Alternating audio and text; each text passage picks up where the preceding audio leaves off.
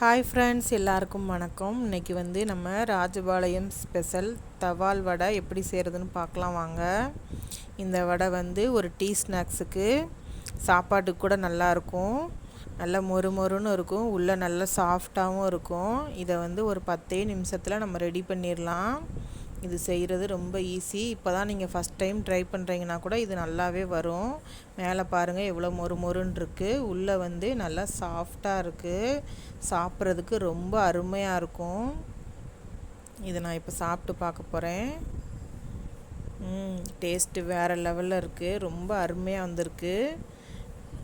வீட்டுக்கு கெஸ்ட்டு யாரும் வந்தாங்கன்னா கூட இதை நீங்கள் ட்ரை பண்ணி பாருங்கள், உங்களுக்கு சூப்பராக வரும். ரொம்ப டேஸ்ட்டாகவும் இருக்கும். வாங்க இதுக்கு என்னென்ன தேவைன்னு பார்த்துடலாம். கடலை மாவு ஒரு 150 கிராம், ஒரு 3 ஸ்பூன் அளவு பச்சரிசி மாவு சேர்த்துக்கோங்க. அதுக்கடுத்து ஒரு பல்லாரி வெங்காயத்தை குட்டி குட்டியாக நறுக்கி வச்சு அதையும் இதில் சேர்த்துக்கோங்க. அடுத்து கருவேப்பிலை, ஒரு கொத்து கருவேப்பிலையாக நல்லா கிள்ளி வச்சுருக்கேன். நீங்கள் குட்டி குட்டியாக கட் பண்ணால் கூட கட் பண்ணிக்கோங்க. பெருங்காயப்பொடி 1 ஸ்பூன் அளவு, அரை டீஸ்பூன் சோம்பு பெருஞ்சீரகம் இருக்குல்ல, அதை எடுத்துக்கோங்க. இஞ்சி தோல் உரித்து குட்டி குட்டியாக கட் பண்ணிக்கோங்க. மல்லி இலையும் குட்டி குட்டியாக கட் பண்ணிக்கோங்க. இது பச்சை மிளகா, ஒரே ஒரு பச்சை மிளகா, 1 ஸ்பூன் உப்பு சேர்த்துருக்கேன், 1 ஸ்பூன் பெருங்காயப்பொடி சேர்த்துருக்கேன். இதையும் நல்லா மாவில் கலந்துக்கோங்க.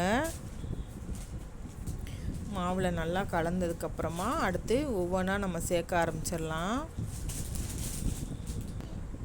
மாவில் உப்பு படும்படியாக நல்லா கலந்து விட்டுக்கிட்டு அடுத்து ஒவ்வொன்றா சேர்க்கலாம். வெங்காயம், கருவேப்பிலை, பச்சை மிளகா, இஞ்சி, சோம்பு.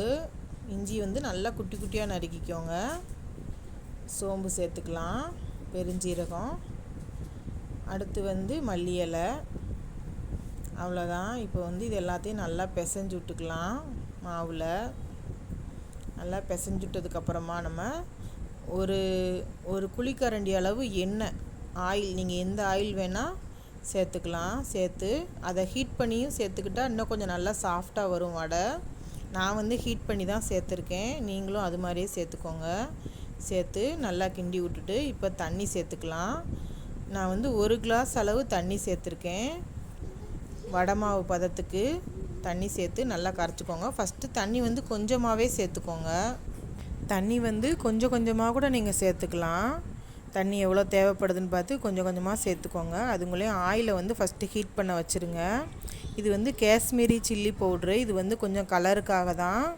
இது நீங்கள் வேணால் சேர்த்துக்கலாம், இல்லைன்னா அப்படியே கூட சுடலாம். இது சேர்த்தோம்னா கொஞ்சம் கலர்ஃபுல்லாக நல்லாயிருக்கும், அதுக்காக சேர்த்துருக்கேன். அரை ஸ்பூன் அளவு சேர்த்துருக்கேன். இதையும் சேர்த்து நல்லா விஸ்க் வச்சு நல்லா கட்டி இல்லாமல் நல்லா கரைச்சி விட்டுக்கலாம். நல்லா கரைச்சி விட்டு ஒரு வடை மாவு பதத்துக்கு, பஜ்ஜி மாவு பதம் அது மாதிரி நம்ம பாருங்கள், இந்த அளவுக்கு கரைச்சி வச்சுக்கோங்க. ஆயில் நல்லா ஹீட் ஆனதும் உங்களுக்கு சின்ன வடையாக வேணுன்னா சின்ன குழிக்கரண்டி எடுத்துக்கோங்க, பெருசாக வேணால் பெரிய குழிக்கரண்டி எடுத்துக்கோங்க. நான் மீடியம் சைஸ் தான் எடுத்திருக்கேன்.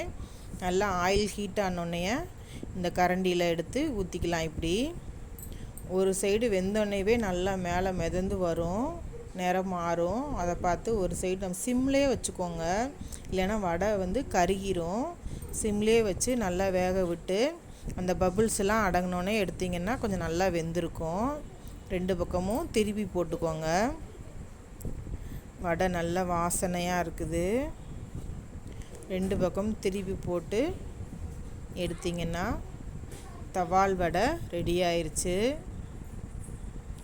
இந்த சைடு டீ போட்டுக்கிட்டே இந்த சைடு இந்த வடையை ரெடி பண்ணிடலாம். அவ்வளோ சீக்கிரமாக ரெடி பண்ணுறது தான் இது. நல்லா வெந்ததுக்கப்புறம் எடுத்திங்கன்னா மேலே முறுவலாகவும் உள்ளே சாஃப்டாகவும் நல்லா சூப்பராக இருக்கும். நீங்களும் வீட்டில் இதே மாதிரி சமைச்சு பாருங்கள். கடையில் வாங்குறத விட நம்ம வீட்டிலே சமைச்சோம்னா அதோட ருசியும் தனி தான், உடம்புக்கும் ஆரோக்கியம். பாருங்கள், வடை ரெடி ஆயிடுச்சு. பார்க்குறதுக்கே நல்லா இருக்குது பார்த்தீங்களா, சாப்பிடவும் நல்லாயிருக்கும். இந்த 150 கிராம் மாவில் எனக்கு எவ்வளோ வடை வந்ததுன்னு பார்த்தீங்கன்னா ஒரு 14 வடை வந்துச்சு. 14 வடை வந்துச்சு. ரொம்ப டேஸ்ட்டாகவும் இருந்துச்சு. நம்ம வீட்டில் இதே மாதிரி வடை சுட்டு சாப்பிடும் போது நம்ம உடம்புக்கு எந்த ஒரு கெடுதலும் கிடையாது. நம்ம கடையில் வாங்கும் போது இந்த ஒரே எண்ணெயை திருப்பி திருப்பி அவங்க யூஸ் பண்ணிகிட்டே இருப்பாங்களா, அதுதான் ஒருத்தவங்க உடம்புக்கு ஒத்துக்கிடாது. ஏதாவது வயிறு வலி அந்த மாதிரி ஏதாவது வரும். நம்ம வீட்டில் செய்யும் போது அந்த மாதிரி எதுவுமே வராது. 3 வடை சுட்டோன்னே காலியாயிருச்சு. அவ்வளோ டேஸ்ட்டாக இருந்துச்சுன்னு பிள்ளைங்கள்லாம் சொன்னாங்க. இது அதில் கொஞ்சம் உதிர்ந்து அந்த தூள் மாதிரி உள்ளது. இது நல்லா கிறிஸ்பியாக சூப்பராக இருக்கும். நீங்களும் இதே மாதிரி செஞ்சு பாருங்கள்.